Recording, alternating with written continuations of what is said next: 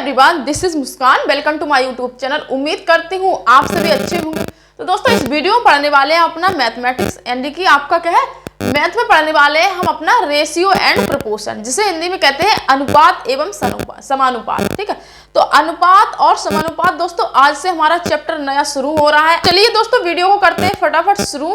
दोस्तों, वीडियो शुरू करने से पहले आपसे एक छोटी सी रिक्वेस्ट है, यदि आपको क्या है वीडियो लेक्चर समझ में आती है दोस्तों, देखने के बाद यदि आपको क्या है पूरी वीडियो लेक्चर समझ में आती है तो दोस्तों वीडियो को लाइक और चैनल को सब्सक्राइब जरूर करें। तो बेसिकली सबसे पहले हम बिल्कुल ही बेसिक से शुरू करेंगे।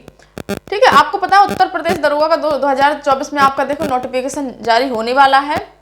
सबसे पहले हम बात कर लेते हैं कि अनुपात और समानुपात होता क्या है। यदि आप बिगिनर्स भी हैं तब भी आप इस क्लास को ले सकते हैं, यदि आपको कभी कुछ नहीं पढ़ा, यदि आपने अभी तक मैथ में। तो हम बेसिकली सबसे पहले शुरुआत करते हैं अनुपात एवं समानुपात। आपने कभी ये जो दो पॉइंट है ये तो आपने देखे ही होंगे। तो बेसिकली यही तो होता है, अनुपात लगा होता है। क्या लगा होता है? अनुपात। ठीक है, और समानुपात क्या होता है? जैसे कि कभी आपने देखा होगा यहाँ डबल बिंदी होती है। ठीक है, तो ये जो होता है इसे कहते हैं समानुपात। क्या कहते हैं? समानुपात। ठीक है, तो अनुपात एवं समानुपात के ही क्वेश्चन है होंगे दोस्तों सारे इसमें। और ये आपका क्या है, ये ज्यादा आपका टफ चैप्टर नहीं है ये, और ये एक ऐसा चैप्टर है जो हर एक चैप्टर का आधार बनता है दोस्तों। इसी कंसेप्ट के जरिए दोस्तों हर एक चैप्टर में दोस्तों रूल लगते हैं। तो चलिए सबसे पहले हम बात कर लेते हैं आपकी वर्गानुपात। वर्गानुपात, जो आपका वर्गानुपात होता है वो होता क्या है? तो 2/3 का वर्गानुपात क्या होगा आपका? तो 2/3 का आपका जो वर्गानुपात है वो होगा, वर्गानुपात का क्या मतलब होता है, इसमें वर्ग कर दो तो ये हो जाएगा आपका 4/9। 2 का वर्ग 4, 3 का वर्ग 9। ठीक है, तो वर्गानुपात आपको समझ में आ गया होगा। ठीक है, अब बात कर लेते हैं नंबर 2 पे, बिल्कुल ही बेसिक से चलेंगे। ठीक है, तो वर्गानुपात आपको समझ में आ गया होगा। अब इस 2/3 को हम ऐसे भी तो ले सकते हैं 2:3। तो ये जो अनुपात होता है ये बटे में ही आ जाती है चीज, तो इस वजह से हमने वर्गानुपात बोला। वर्ग किया तो वर्ग, अनुपात में है तो इसलिए अनुपात। तो वर्गानुपात इसका क्या हो गया? मूलानुपात। वर्ग मूलानुपात। अब ये वर्गमूलानुपात क्या होता है? आपको क्या करना होगा, वर्ग का मूल निकालना होगा। ठीक है, वर्गमूल निकालना होगा। जैसे मान लीजिए मैंने कहा है 9/25। ठीक है, तो इसका वर्ग मूलानुपात क्या हो जाएगा? 9 का हो जाएगा 3 और 25 का हो जाएगा 5। तो ठीक है, और इसे हम इस तरीके से भी लिख सकते हैं 4:9, मैंने अब ये भी बताया, और 3:5। तो ये अनुपात है। ठीक है, अब बात कर लेते हैं तीसरे नंबर पे आपका घनानुपात। घनानुपात, तो आपका ये जो घनानुपात है वो होता क्या है? ठीक है, जैसे मैंने लिखा 2/3 का घनानुपात क्या होगा? तो 2 का घन कितना होता है? 2 का घन होता है 8, 3 का होता है 27, तो इसे हम क्या लिख सकते हैं? 8:27। ठीक है, इस प्रकार से भी हम लिख सकते हैं। फिर हमने कहा कि घनमूलानुपात। घनमूलानुपात, तो घनमूलानुपात क्या हो जाएगा? जैसे मैंने लिखा 125/64, इसका क्या हो जाएगा? घनमूलानुपात। ठीक है, तो इसका हो जाएगा 5 का होता है 125 घन, 64 का होता है 4, तो इसे हम लिख सकते हैं 5:4। इस प्रकार से भी लिख सकते हैं। तो आपको समझ में आ रहा होगा वर्गमूलानुपात होती है उसे अनुपात में इस तरीके से हम क्या है क्रिएट करते हैं। वर्गमूलानुपात तो मूल मतलब वर्गमूल निकालना होता है। ठीक है, उसके बाद घनानुपात घन करना होता है, घनमूलानुपात तो क्या होता है आपका? घनमूल निकालना होता है। अब एक आपका 5वां चैप्टर होता है जो इंपॉर्टेंट रोल निभाता है, ये तो आपको बेसिक जानकारी आपको पता ही होगा। तो जो होता है आपका योगांतर अनुपात हो जाएगा यहाँ पर। तो जैसा कि आप जानते हैं इसमें योग आ रहा है, कहीं ना कहीं ये जोड़ से संबंधित है आपका। तो जैसा कि मैंने लिखा A/B = C/D।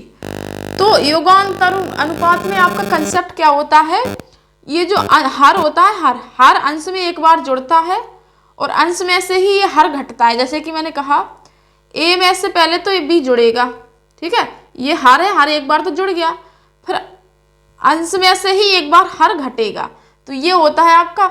जैसे मैंने कहा C में एक बार तो D जुड़ेगा और C में से ही एक बार आपका क्या है D घटेगा, तो इसे कहते हैं योगांतर अनुपात। ठीक है, जैसे मैंने कोई क्वेश्चन लिया, क्वेश्चन के माध्यम से आपको ये चीज हम समझाते हैं। जैसे मैंने क्वेश्चन लिया 5x 2y/5x - 2y। ठीक है, और बराबर में लिखा मैंने 7/5 का क्वेश्चन बना देते हैं इसको। का योगांतरानुपात ज्ञात करो। ठीक है, ये मैंने क्वेश्चन क्रिएट किया है। अब इसमें क्या होता है, देखो क्या करते हैं, अंश में ही एक बार हर जोड़ते हैं और अंश में ही एक बार हर घटाते हैं। तो क्या हो जाएगा 5x + 2y। क्या करेंगे, इसमें हम हर को एक बार जोड़ेंगे तो 5x - 2y, हर जोड़ दिया। उसके बाद क्या करेंगे, अंश में से ही, अंश क्या था ये a, तो अंश में से ही क्या करेंगे हम, अंश में से ही एक बार हम क्या करेंगे, हर को घटाएंगे। तो हर को घटाएंगे तो 5x माइनस का हो जाएगा, जो माइनस है ये प्लस हो जाएगा, 2y हो जाएगा प्लस। ठीक है, क्योंकि देखो आप यहाँ ऐसे समझ सकते हैं, ये हमने क्या किया, एक बार अंश में से हमने हर को घटाया और एक बार अंश में से ही एक बार अंश में हर को जोड़ा, एक बार अंश में ही हर को घटाया। देख रहे हैं, अंश में ही तो जोड़ा और अंश में ही घटा। ठीक है, अब हमारा जो माइनस ही जाएगा तो ये हो जाएगा प्लस। ठीक है, और ये कोष्टक जब हटेगा, तो ये हम आपको समझाना चाह रहे थे। अब थोड़ा सा हम इसको सॉल्व करते हैं। देखो ये क्या हो जाएगा आपका, तो यहाँ पर आपका ऊपर बचेगा 5 - 5 = 10x और नीचे बचेगा आपका 5x में से प्लस का 5x चलेगा, ये बचेगा आपका 4y बटे 7। 5 एक तो होता है 12 और 7 में से 5 गया यहाँ पर 2। अब यहाँ से आप 2 से काटेंगे, 2 दूनी 4 और ये 5 बार जाएगा, 5 दूनी 10, 6 दूनी 12, तो 5x बटे 2y बराबर 6। ठीक है, तो ये आपका कितना बनेगा, 2 दूनी 4, ये बनेगा 8। तो ऐसे ही इस प्रकार से आपके ये क्वेश्चन होते हैं। ठीक है, फिर से समझिए, योगांतर अनुपात में क्या होता है, एक बार तो प्लस, एक बार तो हर क्या है जुड़ता है और एक बार अंश में ही हर घटता है। तो एक बार अंश में जोड़ा, एक बार हर में घटा, एक बार अंश में जोड़ा हर और एक बार अंश में ही घटा। तो जैसे मैंने एक क्वेश्चन लिया इसको, 5x + 2y बराबर 7/5 और बटे में यहाँ पर है आपका 5x - 2y। इसका हमें योगांतर अनुपात ज्ञात करना है। तो क्या करेंगे, एक बार तो हम हर को जोड़ेंगे, जोड़ दिया, एक बार ही हर को घटाएंगे। ये दोनों अंश में से ही करना, अंश तो आपका रहेगा ही रहेगा, हर को ही जोड़ना है, हर को ही घटाना है। उसके बाद क्या है, ये हो जाएगा 7 - 5 = 12, 12 बटे, एक बार तो जुड़ेगा तो 7 - 5 = 12 होगा, एक बार घटेगा तो 7 में से 5 गए, 2 बचे, तो ये आपका 12/2 हो जाएगा। उसके बाद ये ऊपर y कैंसिल हो जाएगा, नीचे x कैंसिल हो जाएगा, तो ऊपर बचा 10x, 5 - 5 = 10 हो जाएगा, नीचे 2 2 4y बचा। ठीक है, तो ये जब हमने काटा तो xy का मान निकला आपका 12/5। अब इसे आपको सॉल्व करके भी देख सकते हैं, जैसे कि मैंने 12 में से 5 गया 7 बचेगा, और 12 में से 5 गया 7 बचेगा और नीचे आपका क्या है 5। तो इस प्रकार से आपके वही आंसर आ जाएगा। तो इस प्रकार से योगांतर अनुपात के सवाल। चलिए हम क्या है, अब कंसेप्ट तो आपने समझ लिया है दोस्तों, अनुपात क्या होता है, समानुपात क्या होता है, योगांतरण, मूल अनुपात, ये सब क्या होते हैं। अब क्वेश्चन की ओर चलते हैं दोस्तों, चलिए क्वेश्चन की ओर चलते हैं। इसको हम हटा देते हैं और कॉपी के साथ बैठिए। ठीक है, पेन और कॉपी के साथ आप बैठिए। पहला क्वेश्चन है, मैंने कुछ क्वेश्चन इसमें लिख के रखे हैं आपके। पहला क्वेश्चन है आपका क्वेश्चन नंबर 1, मान ज्ञात करो। ये आपका दोस्तों क्वेश्चन है। ठीक है, देखो बेसिक आपको समझ में आ गया होगा, अनुपात क्या होता है, समानुपात क्या होता है और योगांतर अनुपात क्या होता है। बेसिकली अगर वो योगांतर अनुपात लास्ट का आपको कंसेप्ट समझ में नहीं आया तो क्वेश्चन के माध्यम से अभी आपको और समझा देंगे। तो आपका सवाल ये है, और हमें ए अनुपात बी अनुपात सी का मान कैसे ज्ञात करना, बहुत ही इजी तरीके से दोस्तों आपको बताएंगे हम। ठीक है, तो सबसे पहले बात कर लेते हैं, ये जो 2/3 का मतलब क्या होता है, ये अनुपात में तो ही लिखा, तो ए अनुपात बी का मान कितना है 2/3। ठीक है, और बी अनुपात सी का मान कितना है 7/5। इतना तो आपको समझ में आ गया होगा। अब यहाँ पर ए अनुपात बी अनुपात सी लिखिए, आप लिख लिया। देखो ए अनुपात बी का मान कितना है 2/3 और बी अनुपात सी का मान कितना है। अब देखो बी का ही मान है, एक बी का मान 3 निकला, एक बी का मान 7, अलग अलग है, तो आप डरिए मत। पहले ए अनुपात बी लिख लिया 2/3, अब बी अनुपात सी है तो बी को लिखिए नीचे और सी है आपका क्या है 5। कितना है 5, इतना कर लिया आपने। अब ये 3 के सामने खाली जगह है 3 लिख दो, 7 के आगे खाली जगह है 7 लिख दो, बस। अब आप कुछ नहीं करो, यहाँ पर 3 से 3 तो कट जाएगा, ये नहीं कट रहा है दोस्तों, गुणा कर दो सीधा आप यहाँ पर। तो 7 दूनी 14, 7 21, 5 तिया 15। अब देखो कोई कट रहा है, 2 से ये कट जाएगा, 3 से ये कट जाएगा, 3 से ये नहीं कटेगा, तो आपका ए अनुपात बी अनुपात सी का मान कितना है 14:21:15। तो दोस्तों यही आपका आंसर है। दोस्तों इस प्रकार से आपके क्या अनुपात समानुपात के क्वेश्चन किए जाते हैं। अब चलिए नेक्स्ट क्वेश्चन की तरफ चलते हैं, इसको हटा देते हैं दोस्तों।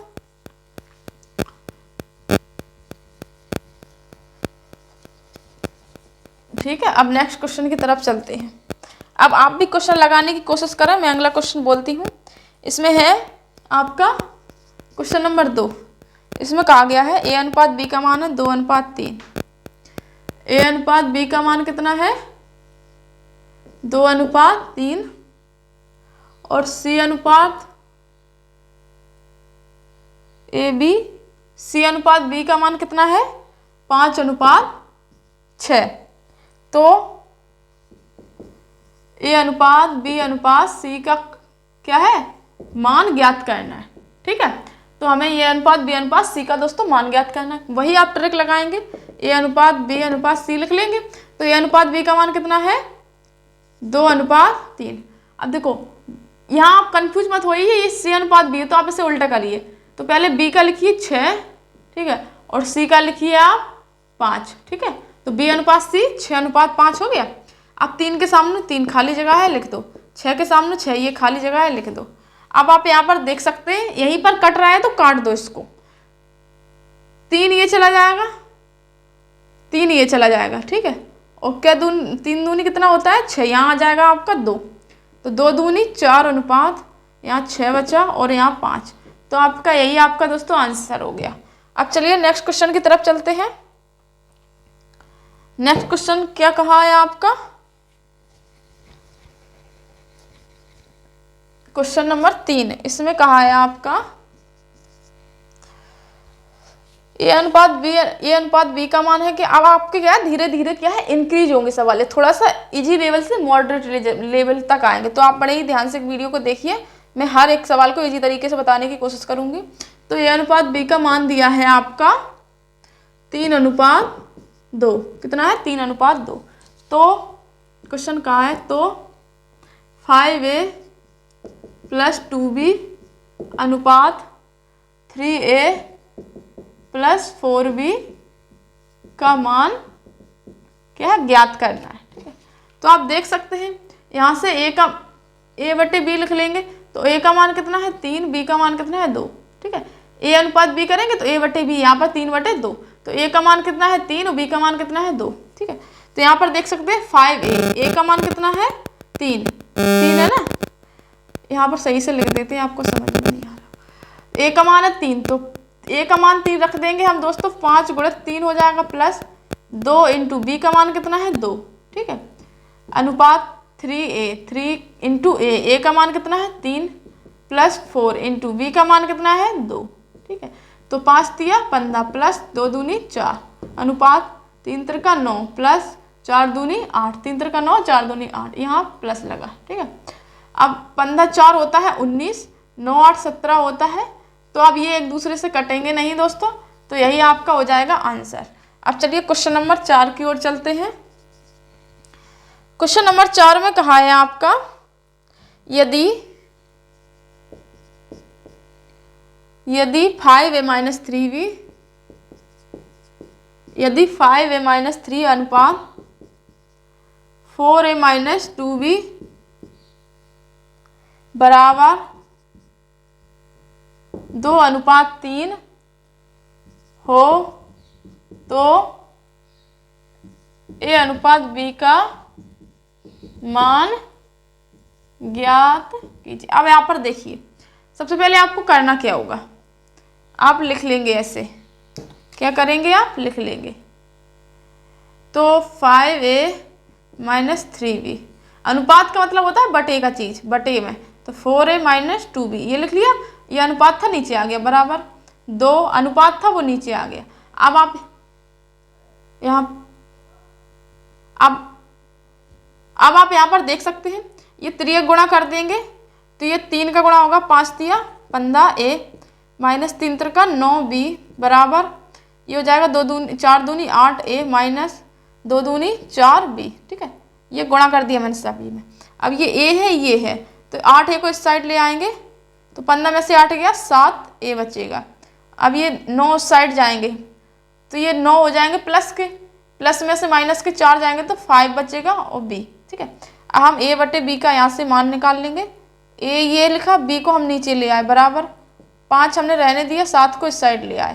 तो ए अनुपात बी कितना निकला आपका, ए अनुपात बी निकला, ए का मान है 5, बी का मान है 7। ठीक है, तो इस प्रकार से ए और अनुपात बी का मान कितना निकल गया, ए अनुपात बी का मान निकला आपका 5:7। ठीक है, चलिए नेक्स्ट क्वेश्चन की तरफ चलते हैं। उम्मीद करती हूँ दोस्तों आपको सारे क्वेश्चन समझ में आ रहे होंगे। मैं बहुत ही इजी तरीके से बताने की आपको कोशिश कर रही हूँ।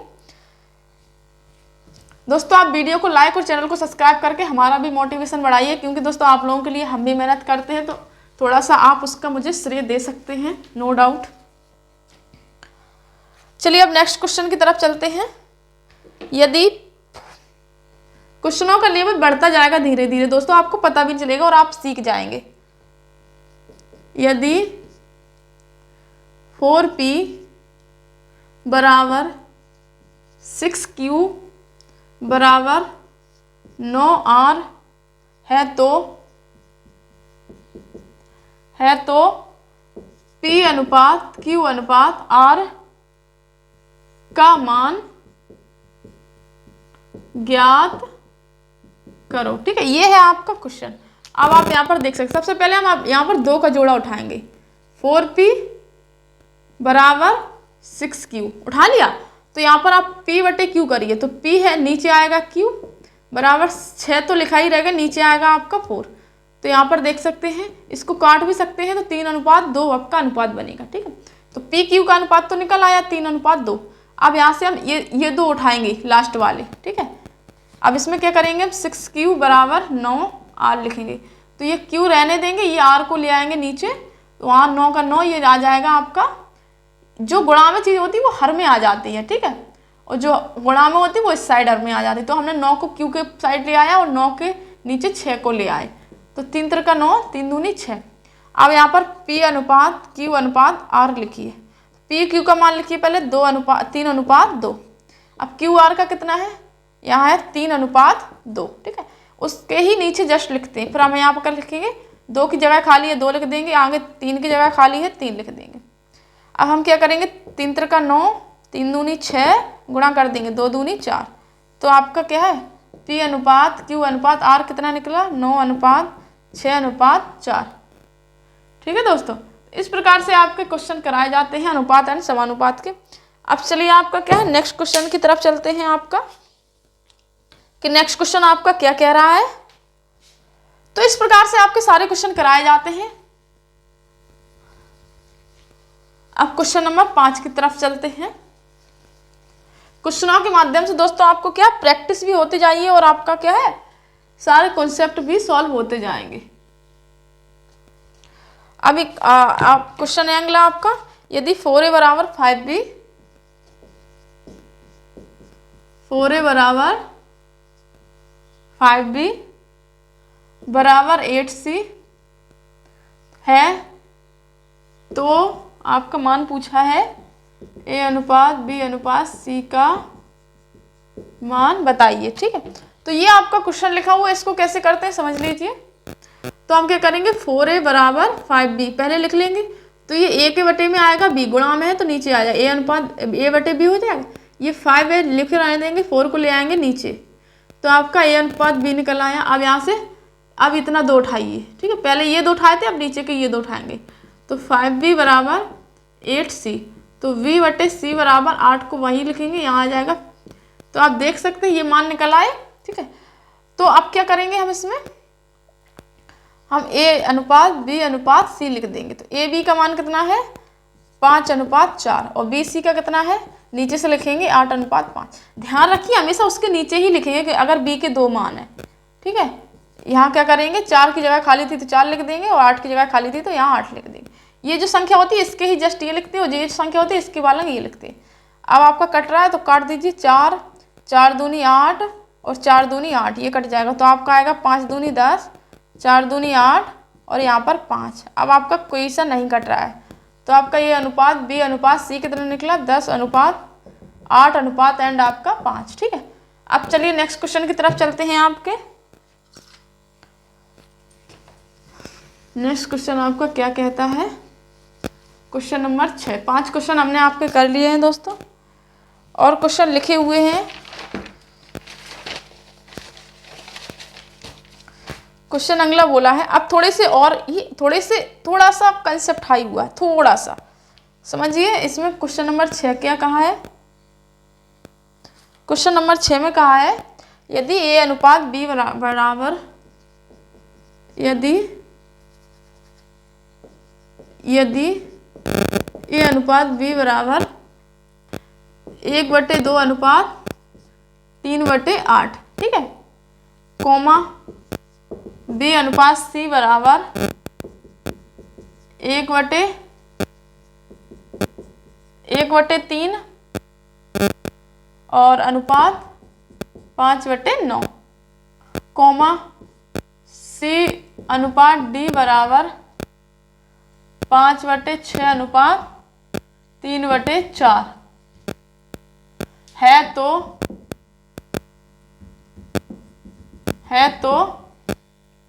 ए अनुपात बी अनुपात सी अनुपात डी का क्या है, हमें मान ज्ञात करना है। ए अनुपात बी अनुपात सी अनुपात डी अनुपात का क्या है, मान ज्ञात करना।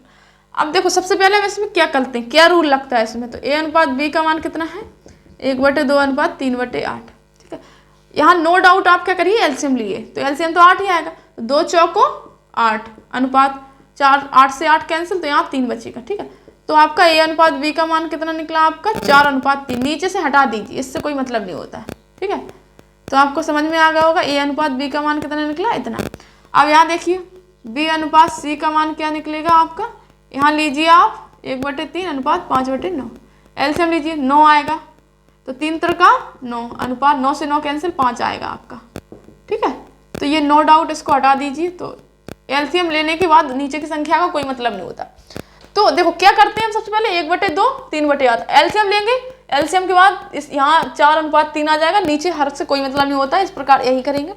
अब सी अनुपात डी सेम हम वही कंसेप्ट करेंगे, 5/6 अनुपात 3/4, 6 और 4 का एलसीएम आएगा आपका 12, ठीक है। एलसीएम एचसीएफ कैसे लिया जाता है, मैंने एलसीएम और एचसीएफ के चैप्टर में आपको भली भांति 7 से 8 क्लासेस में समझाया है, ठीक है। तो 6 दूनी 12, 2 बार गया 6 दूनी 12, उसके गुणा करेंगे 5 में, 5 दूनी 10, 4 तिया 12, 3 बार गया तो उसी 3 का करेंगे ऊपर, 3 का 9। देखो ये गुणा कैसे होते हैं, देखो 6 दूनी 12, 2 बार गया, जो 2 बार जाता है उसका ही अंश में करते हैं गुणा, 5 दूनी 10, फिर 4 तिया 12, जो 3 बार गया उसी 3 का करते हैं गुणा, तो 5 दूनी 10 ये आ गया, 3 का 9 ये आ गया, ठीक है। इस प्रकार से हम क्या करते हैं गुणा। अब देखो धनुष अनुपात 9 आ गया, क्या है सी अनुपात डी का मान, तो हम इस नीचे से हटा देंगे किसको 12 को, इसका कोई मतलब नहीं है। अब हमारे सारे अनुपात निकल आया, हम क्या कर देंगे मान रख देंगे, ए अनुपात बी अनुपात सी अनुपात डी। ए अनुपात के बी का मान कितना है 4/3, बी अनुपात सी का मान कितना है 3/5, उसके बाद सी अनुपात डी का मान कितना है 10/9। अभी क्या करना है, किसी की लाइन में किसी से इंटरफेयर नहीं करना है, ठीक है। जैसे 4/3 है, इसकी लाइन में आप कुछ नहीं लिखेंगे, फिर जब दूसरा मान होगा तो नीचे वाली लाइन में लिखेंगे, फिर तीसरा मान होगा तो नीचे लिखेंगे, लेकिन जो जगह खाली बची है इनका क्या, ठीक है, इनका क्या, जो जगह खाली बची है, देखो 3 के बाद ही तो जगह खाली है, तो यहाँ सब 3 लिखेंगे, क्या करेंगे 3 लिखेंगे, ठीक है। और यहाँ 3 के आगे जगह खाली है तो यहाँ भी क्या करेंगे 3 लिखेंगे। इतनी बात समझ में आई आपको। अब ये 10 के आगे की जगह खाली है तो 10 लिखेंगे दोनों जगह, तो ऐसे हम करेंगे। ये 5 के बाद जगह खाली है तो क्या करेंगे 5, इस प्रकार से हम इनको भरते हैं। अब इनको कट रही हो तो काट दो कोई चीज़, जैसे 5 से 5 कट गया, ठीक है। आप यहाँ 5 दूनी 10, इसी 5 का करते हैं गुणा, 5 दूनी 10, 5 दूनी 10। अब आपका जो बचा लिख दो, 4 अभी और कट रहा है, 2 से नहीं कटेगा अब आपका, तो 4 तिया 12, 12 दूनी 24 अनुपात 3 का 9, 9 दूनी 18 अनुपात 5 तिया 15 अनुपात 9 तिया 27। तो आपका ये निकलेगा आपका ए अनुपात बी अनुपात सी का मान कितना 24/18 अनुपात 15 अनुपात 27, ठीक है। तो इस प्रकार से हम क्वेश्चनों को दोस्तों करते हैं। उम्मीद करती हूँ आपको सारे क्वेश्चन समझ में आ रहे होंगे। ये दोस्तों कुछ आपके क्वेश्चन है वो नेक्स्ट पार्ट में लेकर आएंगे दोस्तों। एलसीएम आपका अनुपात समानुपात की पहली क्लास दोस्तों क्या यहीं से बात करते हैं कल, और जो नए कंसेप्ट के तरीके हैं वो हम कल की वीडियो में दोस्तों लेकर आएंगे दोस्तों। उम्मीद करती हूँ आपको ये वीडियो समझ में आई होगी। वीडियो समझ में आती है तो वीडियो को लाइक करना ना भूलें और चैनल को सब्सक्राइब करना ना भूलें। चलिए मिलते हैं नेक्स्ट वीडियो में, तब तक के लिए अपना ध्यान रखें। जय हिंद, जय भारत।